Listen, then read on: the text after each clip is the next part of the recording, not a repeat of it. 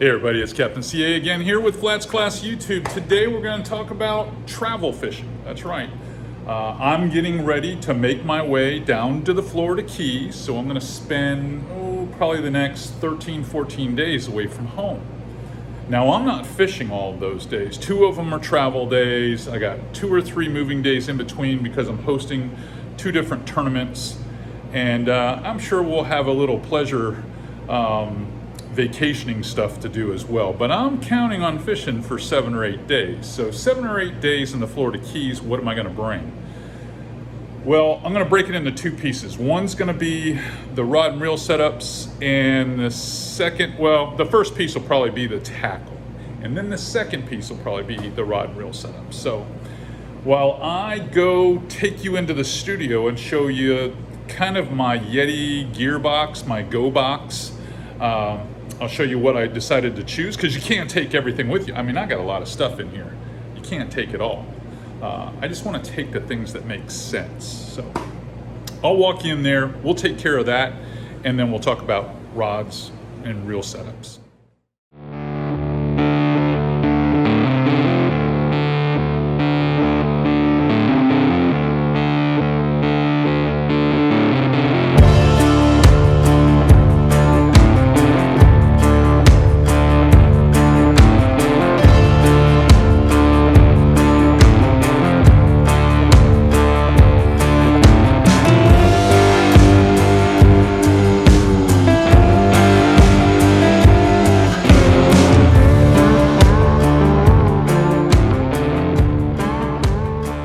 This episode of Flats Class YouTube is brought to you by Aquatraction, your go-to solution for advanced marine flooring. All right, guys, here's what I was talking about. I can't bring a lot. I'm bringing the Hell's Bay Eldora. Now, that's a 16-foot micro skiff. I mean micro. I only have a 25 horsepower tiller on. I cannot bring a bunch of stuff. There's literally no hatches in this boat. The only storage I have is right under the seat. There's a bulkhead hatch that I can shove some life jackets, a throwable in there. I keep all the safety gear, my permits for fishing and whatnot, they're all in there. So there's not a lot of room, and the battery is in there as well.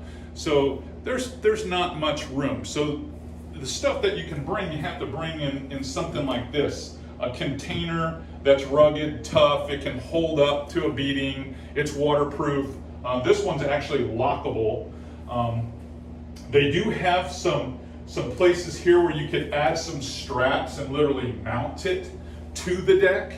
But I use mine as a in and out tackle box. So in these Go boxes by Yeti, there's a nice area up here that you can shove maps, and I also shove all kinds of Platinum Plus chip charts and stuff like that, because we're going to fish probably a day or 2 or 3 in Everglades National Park in the back on the whitewater side, and then we're going to fish 4 or 5 days out front of Flamingo, or maybe run into Lake Ingram or one of the many keys out there, and who knows, maybe we'll just fish around some of the middle keys. So it's good to have all that stuff. And these little web pockets here, they're nice too, because you can keep leader wheels, backing line, and then there's 2 big deep compartments here, and I'll pull this out so I can kind of show you. This is a nice little tray, and in this tray, and I'll talk about it a little bit, in this tray I just keep tools, and in here I'll keep some glue, jig heads, things like that, just stuff that I'm going to need on top to work with. On the right side of the compartment, I just put some hard baits. I put them all in a plastic bag so I can keep them together. Most of them are suspending twitch baits and topwater baits. Because I'm really familiar with fishing this area, it's easy for me to know which baits are going to work, and there's a lot of grass and things like that. So I take a little bit of that. I take extra Power Pro, and then the right side basically is just filled with, or the left side I should say, is just filled with Z-Man soft baits. As many profiles as I could take. Most of them are paddle tail profiles. I always take jerk shads, paddle tail profiles. I brought a couple of darters. I brought a couple larger profiles in case we run into some tarpon. So just the kind of stuff that I like to throw. I even brought some of the new, and I know you guys can't get these yet, but the new Hercules Z-Man swim baits. These things they're just badass. I can't say it any other way. They're just badass. They catch a lot of fish. So between that, the diesel minnows, the minnows, 4 and 5 inch jerk shads, I brought a couple of goats. I really have everything. And then I did, some of you are probably saying, well, I know you like spoons. I did. I brought a couple of spoons in here, gold ones, green ones, pink ones, and then a handful of homemade jigs and bugs jigs and things like that. These are all great sight fishing baits for those redfish that are up on the flats. But that's the kind of stuff I bring when I go fish flamingo in the Everglades, and when you can't take everything, you just need to take a little bit of all of it. This is the best way to do it. I know I'm not going to need any Ned rigs or anything crazy big. I did bring a few bigger suspending plugs in that one bag, just in case you run across some tarpon. All right, now next, I'm going to take you out there. We're going to look at some of the rods I packed up. Let's go. Well, maybe we're not gonna go through the garage and look inside the shop at those rods. I'm gonna fish them through the bathroom and bring them back into the studio. Give me 1 more minute. I'll get it done, I promise. All right, I know that sounds like a lame excuse not to do it in the shop, but when it rains that hard, the water ends up blowing inside the shop because all this stuff is coming from the east, and it just makes the shop kind of nasty. And with the noise of the rain hitting the floor in there, it just wasn't going to be a good idea. And I already started this, so I wasn't going to wait for the rain to end. So what I do to get to where we're going with this is, if I were going just me down there to fish, I would only bring 6 rods because the boat can only accommodate really 6 rods. But my wife is coming along on this trip because we always incorporate kind of a family vacation when we do this. So she's going to be along with me, so I needed to make sure I had 2 rod setups for her. So what I did is I brought 6 rods in here, 2 of which are duplicates. So one of the first rods I know I like to have in my arsenal when I go down there is the 7-foot medium heavy. This is the Terramar PX. This is just a good all-around outfit for me in case we get the opportunity to permit fish, if we find some mid-size to small tarpon, snook in some of the channels and stuff where we're staying down there near Tavernier. This is just a great setup for that kind of stuff. So I brought 2 of these. So that was my thinking there. Now, what I brought for my wife was these GLF rods are really good. They're super affordable. These are just the 7-foot medium heavies. I put 10-pound braid on them. I use the Ultegra reel on these. These are just 3,000 Ultegra reels from Shimano. This is a pretty affordable setup, and it does a good job. And you'll notice I don't rig any rods when I travel because A, I don't know what I want to use until I get down there anyway, so it kind of defeats the purpose to rig something and de-rig it and rig it again. So when I put these up under the gunnel, I can travel with them because I usually put reel covers on them to keep the road grime off my reels for the ride down there. And that way all I gotta do is take a cleanse oil, spray it in a rag, and then wipe my rods down when I get there in case it was nasty driving down there. But this is a great little flat setup for flamingo, and I got 2 identical rigs rigged for her. So that's gonna be some good stuff for us. I brought 2 of my favorite spinners, and this is just in case we go bone fishing or some snook fishing. This is more of a bone fishing rig for me. This is the X Pride. It's a real medium lightweight rod. It's more of a bass style rod. Again, I've got a twin power 3000 XG on this. This is a really nice setup. When you're fishing for bonefish, you want that buttery drag, and that's the only reason I brought this one rod, is in case they had the opportunity to go bone fishing when we're throwing jigs to them, or we're throwing live shrimp or crabs to them.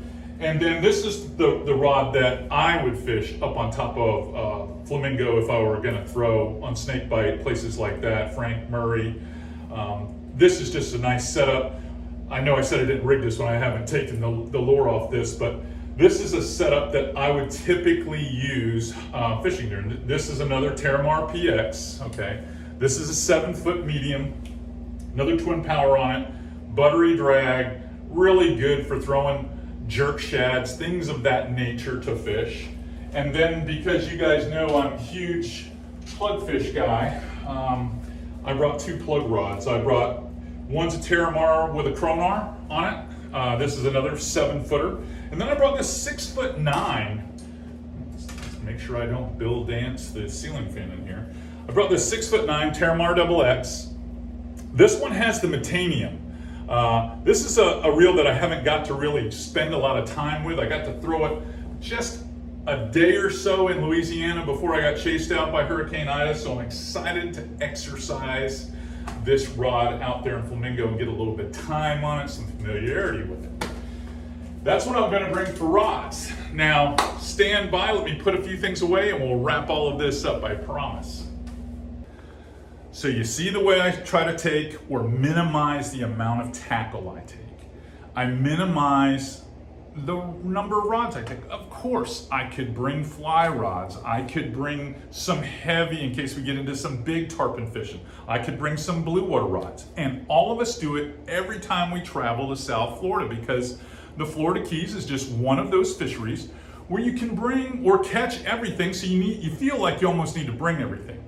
And I've been guilty of it in the past where you bring it all, the kitchen sink, and you get down there and you use just a few things. You just use a few things. And then it takes away the temptation, if you will, to sit there and go, well, I gotta try to do this style fishing one day and to justify why you brought all that stuff. When I know 9 out of 10 times, I'm probably gonna fish just a few ways that, especially when I'm traveling with my wife, it depends on the fishing partner you got with you. She loves to sight fish, so there's an opportunity, for us both to go bone fishing, maybe permit fishing. We might do that a day or so because you gotta have the perfect light for that. So it's summertime, we're talking September. You don't get too many perfectly bluebird days in September. Days are pretty cloudy. We love flamingo because you don't literally have to see the fish because the fish make wakes and their tails and fins stick up and stuff like that. So you can make some educated guesses and you're fishing potholes and troughs that kind of vein through the flat. So that type of fishery is easy for both of us to have a lot of success. And those are what those lighter spinning rods for and some of those lighter casting rods. So by minimizing that stuff and just taking 8 rods, 1 tackle box, all that stuff can ride in the boat, traveling down there. I've got a cooler or so, I've got all my safety gear and all my tools in case we have an issue on the road or in my toolbox in my truck. Because Lord only knows my back seat will be filled with luggage because my wife's gonna probably bring some clothes to make changes 2 or 3 times a day. So I have to minimize my stuff when I go down with the wife. So Blondie will be happy though, because I brought enough stuff for us to catch plenty of fish. If you like some of the stuff that we do here at Flats Class, where we're giving you these helpful hints, these fishing tips, product reviews, giving you some direction on where to fish, if you enjoy us sharing these strategies and things like that with you, give us a thumbs up, subscribe for us, and make sure you hit the notification bell so that when these videos come up, you can benefit from them. It's that simple. It's always been my job at Flats Class to make you guys better anglers. It's that simple. It really is that simple. Until I get back from the Florida Keys, you guys keep those rods bent.